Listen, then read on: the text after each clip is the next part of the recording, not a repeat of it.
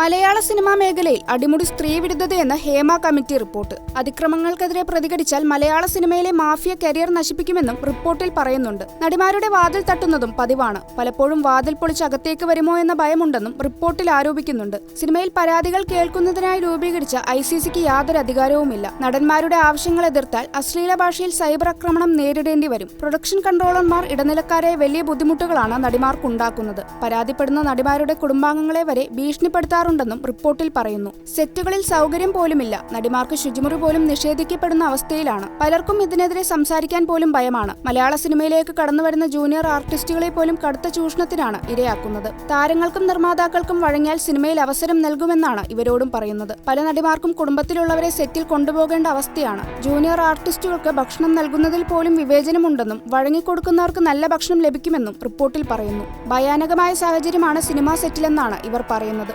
സഹകരിക്കുന്നവർ അറിയപ്പെടുക code പേരുകളിലാണ്. സംരക്ഷിക്കാൻ ആളില്ലെങ്കിൽ cinema ലോകം സുരക്ഷിതമല്ല. പലർക്കും ഭയന്നാണ് വഴങ്ങിക്കൊടുക്കേണ്ടി വരുന്നത്. മലയാളത്തിൽ ഒരു നടിക്ക് ചൂഷണം ചെയ്ത ആളോടൊപ്പം അടുത്ത ദിവസം അഭിനയിക്കേണ്ടി വന്നു. അയാളുടെ മുഖത്ത് നോക്കാൻ പോലും അന്ന് സാധിച്ചില്ല. അതുകൊണ്ട് 16 ടേക്കുകൾ വരെ പോകേണ്ടി വന്നതായി റിപ്പോർട്ടിൽ പരാമർശിക്കുന്നുണ്ട്. യുവതാരങ്ങൾക്കിടയിൽ ലഹരി ഉപയോഗം വ്യാപകമാണെന്നും ഹേമ കമ്മിറ്റി റിപ്പോർട്ടിൽ പറയുന്നുണ്ട്. 15 അംഗ ക്രിമിനൽ മാഫിയയാണ് മലയാള സിനിമ ഭരിക്കുന്നത്. പവർ മാഫിയ എന്നറിയപ്പെടുന്ന ഇവരാണ് ആരൊക്കെ സിനിമയിൽ നിലനിൽക്കണമെന്ന് തീരുമാനിക്കുന്നത്. ഇവർക്കിഷ്ടമല്ലാത്തവരെ സിനിമയിൽ വിലക്കുന്നത് അതീവ ഗൗരവത്തോടെ കാണണമെന്നും റിപ്പോർട്ടിൽ പറയുന്നു. പവർ ഗ്രൂപ്പിന്റെ ഭാഗമായിട്ടുള്ളവർക്കാണ് സെറ്റിൽ കാരവാൻ സൗകര്യമുള്ളത്. പല അഭിനേതാക്കളും സെറ്റിലെത്തുന്നത് മദ്യം കഴിച്ചിട്ടാണെന്നും സ്ത്രീകൾ കമ്മിറ്റിക്ക് മൊഴി നൽകി. അതേസമയം സിനിമാ രംഗത്തെ എല്ലാ പുരുഷന്മാരും സ്ത്രീവിരുദ്ധരല്ലെന്നും വളരെ മാന്യമായി പെരുമാറുന്നവരുണ്ടെന്നും റിപ്പോർട്ടിൽ പറയുന്നു. ഇന്നലെ 2:30-യോടെയാണ് സാംസ്കാരിക വകുപ്പ് വിവരാവകാശ നിയമപ്രകാരം റിപ്പോർട്ട് പുറത്തുവിട്ടത്.